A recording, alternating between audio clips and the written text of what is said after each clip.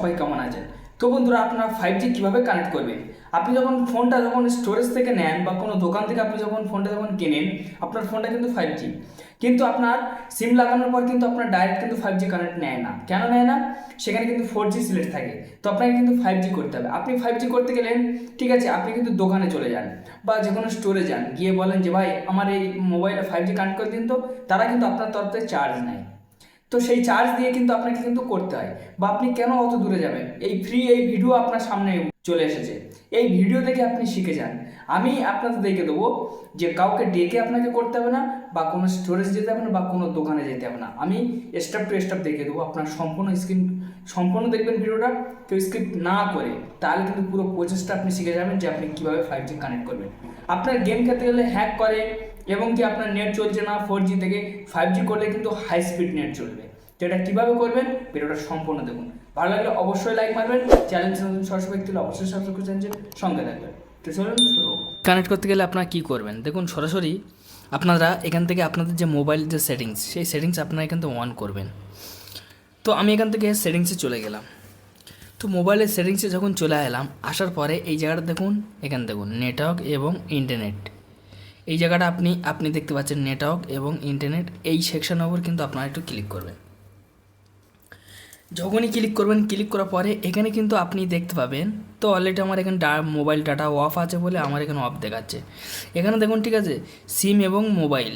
তো এই জায়গাটা আপনি ক্লিক করবেন। এখানে আপনি যখন ক্লিক করবেন, ক্লিক করার পরে এখানে চলে আসলে কিন্তু আপনাকে দেখাবে না, ঠিক আছে। এখানে কিন্তু আপনি দেখতে পাবেন, এই দেখুন, আপনি আপনার সিমের ওপরে ক্লিক করবেন, আপনার যে সিমটার ওপরে নেট আছে। তো আমার এই সিমটার ওপরে নেট আছে 1 নম্বর, আমি 1 নম্বরের ওপরে আমি এখান থেকে ক্লিক করলাম, ক্লিক করে নিলাম। ক্লিক করার পরে এখানে আপনারা একটু নিচে স্ক্রল ডাউন করবেন, একটুখানি আপনারা স্ক্রল ডাউন করবেন। করার পরে এখানে দেখুন, এই দেখুন ফ্রেন্ডস, এই দেখুন 5G দেখতে পাচ্ছেন। 5Gর ওপরে কিন্তু আপনাকে ক্লিক করতে হবে। এই মানে প্রিফার্ড নেটওয়ার্ক, এখানে আপনি ক্লিক করবেন। ক্লিক করার পর এখানে দেখুন 2, 3, 4, 5, 2G, 3G, 4G, 5G। তো 2G, 3G, 4G, 5G আছে না? তো এখান থেকে আপনি চাইলে 2GB কানেক্ট করতে পারেন, এখানে 4GB কানেক্ট করতে পারেন, এখানে 5G কানেক্ট করতে পারেন। এখান থেকে আমি ডাটাটা অন করলে আপনাদের প্রমাণ দেখিয়ে দিতে পারবো। দেখুন আমার এই ডাটার চেয়ে দেখুন আমার 5G কিন্তু কানেক্ট হয়েছে, দেখতে পাচ্ছেন। এবার আমি এখান থেকে 4G কানেক্ট করবো, দেখুন সঙ্গে সঙ্গে এখন 4G কানেক্ট হয়ে গেছে, দেখতে পাচ্ছেন।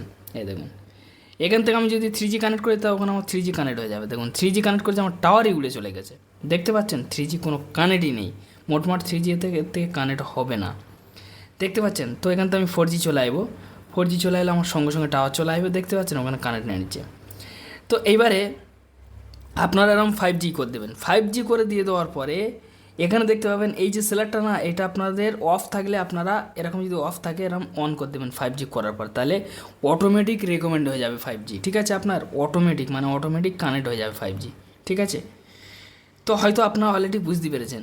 যাই হোক ফ্রেন্ডস, একটি ছোটো ভিডিও ছিল, ভালো লাগলে অবশ্যই লাইক মারবেন, চ্যালেঞ্জ নতুন সদস্য ব্যক্তি হলে অবশ্যই সাবস্ক্রাইব চ্যানেলের সঙ্গে থাকবেন। আমি এই ধরনের কন্টেন্ট আপলোড করি, সবার আগে আপনার কাছে কিন্তু পৌঁছে যাবে।